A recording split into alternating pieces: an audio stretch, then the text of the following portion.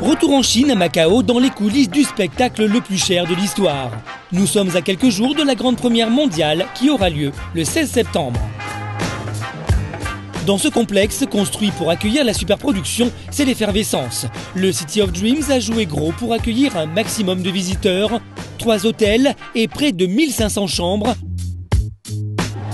Un casino géant qui s'étend sur 40 000 mètres carrés et des boutiques proposant les marques les plus courues du monde. Il fait beau, hein? Loin de cet étalage de luxe, c'est dans les coulisses du théâtre que nous retrouvons Giuliano. Il est arrivé en Chine il y a quelques semaines. Là, on est dans le ventre de la bête. On est à ce qu'on appelle le level 4, le 4e niveau. En fait, où on fait une grande partie des préparations pour les entrées et les sorties des artistes. Donc, c'est un endroit très chargé au niveau émotionnel.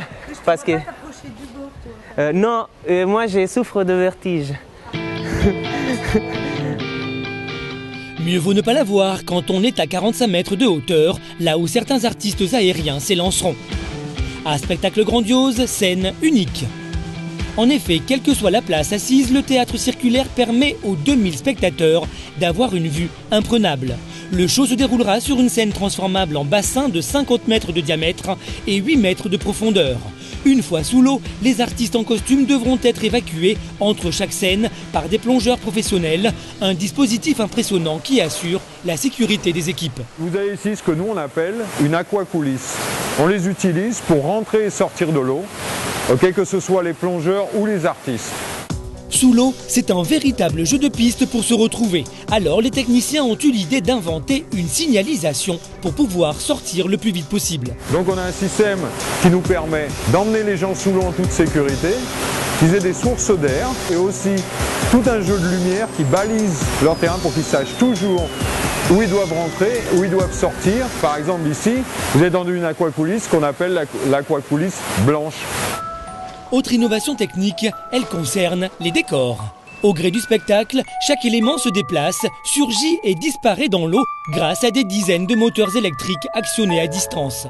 L'opération est délicate pour les 130 techniciens mobilisés. La moindre panne d'un de ces moteurs obligerait à annuler tout le spectacle. Bientôt pour nous, ça va être un rendez-vous pour toutes les équipes techniques justement. Je dirais pour faire un spectacle comme ça, il y a tellement d'ingrédients. Donc est-ce qu'on va être à temps? On se doit d'être à temps. Pendant ce temps, de l'autre côté du théâtre, certains artistes profitent des essais techniques pour se détendre. On est dans la Green Room. C'est l'endroit sympa où on peut se reposer, boire un café. Et puis ils ont installé tous les canapés et tout pour qu'on soit à l'aise. 5 mois se sont écoulés depuis les répétitions en Belgique. Nous retrouvons Anne-Caroline, la danseuse française, beaucoup plus à l'aise depuis son arrivée en Chine. On était tous super contents d'arriver enfin. Un peu difficile parce que nouveau pays, nouvelle population, nouvelle culture, au niveau de la nourriture, de la température et tout ça. Mais on a été super bien accueillis, on voit qu'ils nous attendaient depuis un bout de temps. Le plus marquant reste sa découverte du théâtre. Donc là, on avait tous les yeux comme les enfants de 3 ans qui voient la chose pour la première fois. Super impressionnant et limite du mal à y croire, quoi. On a vu la piscine sous la Seine et on a l'impression d'être dans l'océan à 20 mètres de profondeur.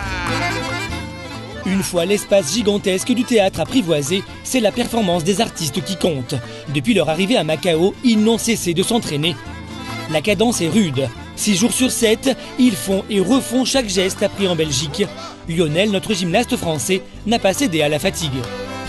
On est à 200% pour que la création commence, donc ça risque d'être d'ici 15 jours là.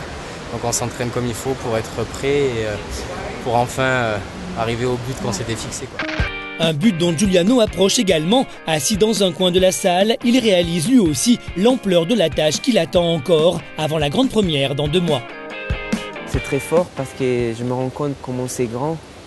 Et puis je me rends compte aussi qu'on est très proche du public, qu'on n'a pas droit à l'erreur, que n'importe quel petit mouvement, petit regard, on le verra. Il faut être très vigilant à ça. Il n'y a rien qui peut échapper au public.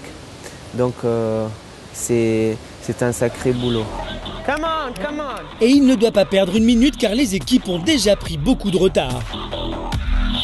On essaye de rester quand même assez calme, surtout pour les gens qui doivent faire les choses, comme les artistes, les techniciens ou les gens qui ont la responsabilité de les faire monter, de les faire descendre, de les bouger. Il faut vraiment essayer de ne pas leur augmenter la pression qu'ils ont déjà.